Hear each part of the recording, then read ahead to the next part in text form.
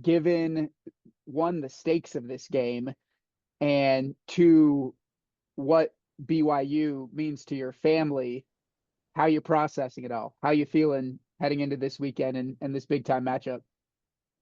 I mean, personally, I hope ASU puts 50 on them. That's how I feel. So it's a big stakes game, I think. Uh, BYU, they're complaining about getting enough love this year. And they're ranked in the top 10. I think what they get up to seventh or something. 6 or 7, yeah.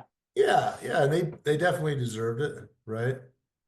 But ASU's got no love until we walked into K-State and put it on those guys, right? And then I think what are we at 21 or something? Yeah. So I don't think people knew how to spell ASU around the country. It's pretty easy with 3 letters, but they still don't know how to spell it. Did you see who was it? Desmond Howard's slight on ASU? That actually pretty made me pretty mad, to be honest. And so yeah, I'm excited for it, It's I don't have any feelings towards wanting BYU to do anything right. I hope it's a complete disaster for them if we throttle those guys. So I still watch all of BYU's games after. I mean, BYU was my home and BYU did a lot for me and the coaches that were there. Lavelle Edwards was pure class. Ken Schmidt was our D coordinator. He was my coach. I'll always have the highest esteem for those guys. Awesome, awesome men. So BYU is a great experience for me. Some of my best friends are from there, and the guys that were my roommates I played with, we still talk all the time. Those are still some of the best friends I have in this world. So yeah, BYU is very important to me, but it's my boy, and we've got to win. Yeah. So it's all about the Sun Devils and ASU winning now. Really quickly to kind of touch on your time at BYU. You speak fondly of those days. I'm curious, like, what were some of the highlights of those seasons that you were there, and um, how do you reflect on them? It's kind of funny. So both of my boys, I have an older boy that played, and Dallin, he played in the league for 6 years and so phenomenal football player. But I coached him and Sam for my total youth football was like 14 years. I coached those guys, and I always told the kids that I coached, I said, I'm telling you what, you're going to win, you're going to lose games. All of this stuff's going to come up. I'm telling you what, the number one thing you're going to get out of playing football are the friends that you make and the relationships you build. And that's the same thing for me, right? We had a great experience. We had great teams at BYU, We were really, really good.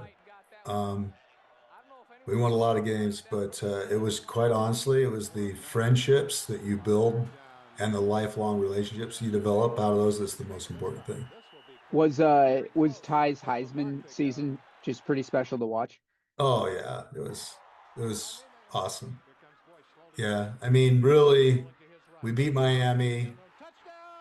Week 4, we were ranked third in the country. We ended up losing to University of Oregon a game later, but still they came back and played really well and had a great season. I think we ended up ranked 15th or something, but I mean, he was the magic man. I mean, without Ty, we wouldn't have had those wins. Now I know that. At the time, it's kind of funny because you're a little bit naive and you're like, I'm really contributing to this team. And you are, but let's just be honest, like Ty was the magic man, right? He just doing some pretty incredible things. So it was great having him as the quarterback. Speaking of incredible things, what have you thought about the season that Sam's been having so far? Yeah, I'm just really happy for Sam. I mean, he has an incredible work ethic. His level of his intensity of effort is just I mean, he had a lot of benefits because he had an older brother that has an insane work ethic and has achieved amazing things himself in football. So he had him as a barometer where, you should be. In fact, he went to the same trainer that Dallin had. It was a guy that lived up in Vancouver, Washington. They would drive 45 minutes just to go work out every day. And the grind at that workout's like nothing you've ever experienced. Sam would bring some of his friends and they'd just quit. They'd be like, okay, I can't do this.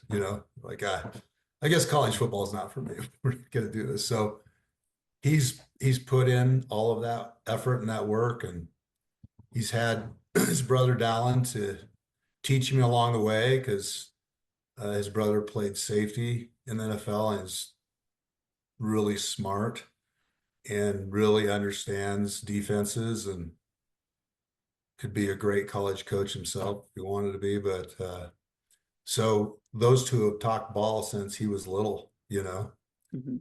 They're about a 10-year gap between those two. So it's a good gap for them. And Dallin was always pushing Sam and, you know, he had him as that barometer. It's kind of a big deal. It really helps. Given that you went to BYU and given that Dallin started at BYU, did Sam grow up wanting to play college football at BYU? Nah, he did. It was funny. I think I don't know that he ever had a preference for what school. I know that when he was in high school, he wanted to go play at Clemson. Yeah, he always wanted to play there. And I'm not sure how he arrived at that, but he was always talking about Clemson. So that's, on the other side of the country. Correct me if I'm wrong, but he never got a high school offer, at least from BYU, right? No, he didn't. That was kind of a big mistake, don't you think? It's kind of surprising. Like, is it that's weird, right? Like, given the family ties there.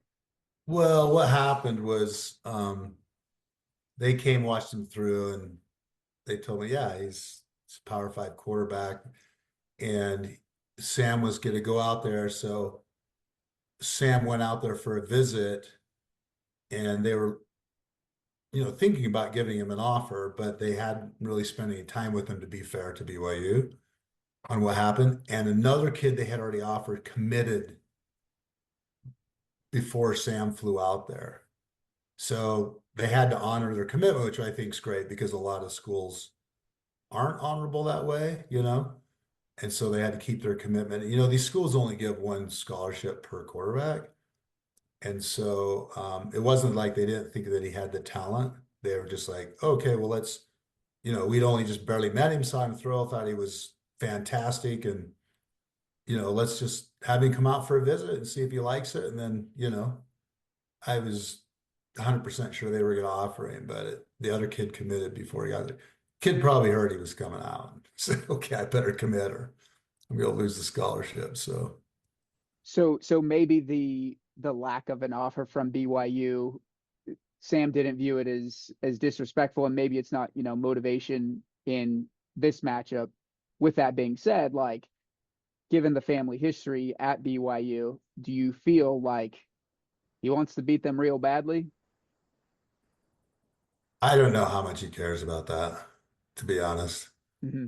He just wants to beat anybody he plays. I don't think there's any extra motivation in that. Doesn't matter who lines up against him. I mean, BYU offered him when he was in the portal, Yeah, right? That when he just went in. So hit them, U of U as well, and a bunch of other schools. But at that point, he'd already proven, he could play. And he flashed when he was at Michigan State. And so, people are like, okay, this kid's got something. yeah, But I don't think that's any extra motivation for him, to be honest. I've never heard him say that. And, he wants to be a champion. He wants to go to the playoffs and he wants to win the national championship. He doesn't think, oh, I hope we get to a bowl game. He thinks, how do I get to the natty? right, right. Yeah. I guess the last thing I have for you, just like, how proud are you of the season that he's had? Because along with, Kenny Dillingham, have very much like turned the entire trajectory of the ASU program around. I I don't think. I mean, outside of ASU fans, the ASU fans obviously get it, but outside of ASU fans have really been watching closely. I remember I was, listening to kind of the chatter and news. People were like, "Oh, if we can just get to 6 wins and have a bowl game, right?" I knew Sam was never thinking about that. I knew dang well Arroyo and Dilly were never thinking about that. They're like, "How are we going to go win this Big 12 championship?" But people probably thought they'd be crazy if they were saying that. But so to what they've achieved though has just been nothing short of remarkable. I mean, I know, playing college football myself, I know how hard it is to win. I know how hard it is to beat that guy right in front of you every down. It's a very, very difficult thing. You have two wills meeting, trying to accomplish the same thing. And to go through and have so many wins and think about all the times they've been down and come back. Like, how does a team do that? I've never seen that. Like, usually, a team, you might have a comeback here or there. These guys get down by a touchdown or two. It doesn't even phase them, like they don't even blink. I think that's been remarkable. And they just have this unconquerable spirit that can't keep them down. They just continually believe, as long as there are minutes on the clock, they think, oh, we're going to pull this out. And they have, right? Except for 2 games. So I think they can go all the way. I think they can win the Big 12 championship. I'm super excited for Sam. I'm super happy for him. I'm super proud of him. I mean, I knew he could do this, and I know he'll keep getting better. I think he'll be one of the very best quarterbacks in the nation. And I have no doubt about that. So, and I know in order to do that, you have to have everybody around you, right? You have to have the line. The line's the most important thing, let's be honest, right? And you have to have the coaches, and you have to have the motivation, and you have to have the friendships on the team. Like all that stuff has to come together, and Dilly's created all of that, right? I mean, it's remarkable what he's created. So to me, it's lightning in a bottle, man. So these guys have lightning in a bottle. So I think it's super special. There was the example a few years ago of Jaden Daniels being at ASU, transferring, then winning a Heisman, then becoming the second pick in the NFL draft. I'm curious, like, do you feel that Sam feels that he can become the best quarterback in the country at ASU and do something as special as winning a Heisman, competing for a national championship, being a very highly, rated draft pick? Can he do that from, what's being built in Tempe? Yeah, no, and he expects for that. He 100% believes that will happen. Like it's already decided before he even came to campus that that was going to happen. He already knew before he came, he knew he was going to win the job. And he already expects to be the very best in the country and be a first round draft pick. And their team wins, which the team wins the most important piece. And then all that other stuff falls out of it. But um, he believes 100%. He knows that's going to happen. And is that because of, the connection he has with Kenny, the people surrounding him? I don't know. I guess like some players would view it as like, oh, I need to, in Jaden Daniels' example, like I need to go to LSU to accomplish all those things. Where do you feel like, that belief comes from with Sam? I'm sure it's internal, but the guys around him help too. Oh, yeah, 100%. I mean, I think it starts with the coach because the coach has to create the environment and have the players and create that camaraderie. Let's just be honest, without camaraderie, nothing's going to happen. But Sam believes all of that because everybody that is part of the team, it's all about the team.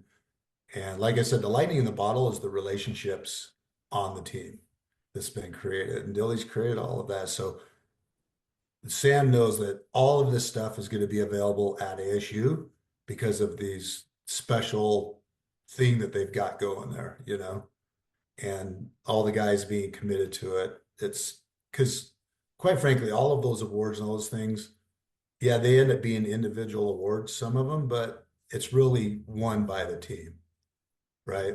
It's a team effort. So it's here at ASU. He doesn't need to go anywhere else, and he's not going anywhere else. So, you know, this is going to be home. So we're we're definitely here to stay.